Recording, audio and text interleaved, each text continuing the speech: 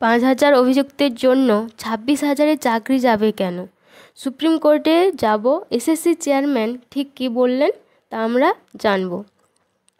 কলকাতা হাইকোর্টের রায়কে চ্যালেঞ্জ করে সুপ্রিম কোর্টে আবেদন করা হবে সোমবার, তা জানিয়ে দিলেন SSC chairman Siddharth Majumdar.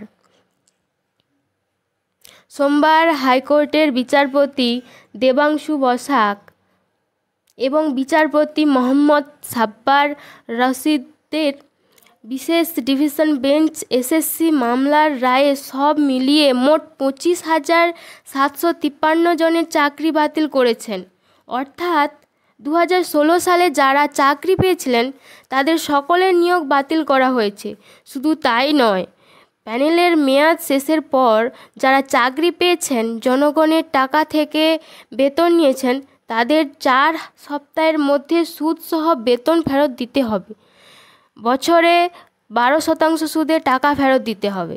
SSC chairman Siddharth স্পষ্ট জানালেন, উচ্চ আদালতের রায়ে তিনি খুশি নন।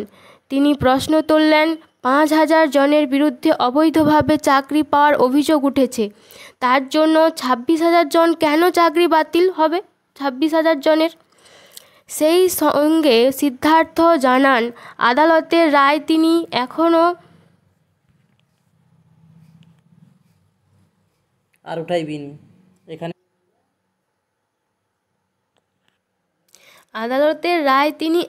পড়ে দেখেননি।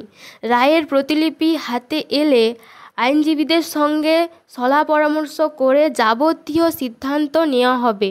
সিদ্ধার্থের কথায়, প্রায় 300 পাতার রায়, প্রায় 350টা মামলা, ভিতরে অনেক পয়েন্টস আছে। সুনির্দিষ্ট কোনো নির্দেশ আছে কি না দেখতে হবে। সবটা না পড়ে কিছু বলা মুশকিল।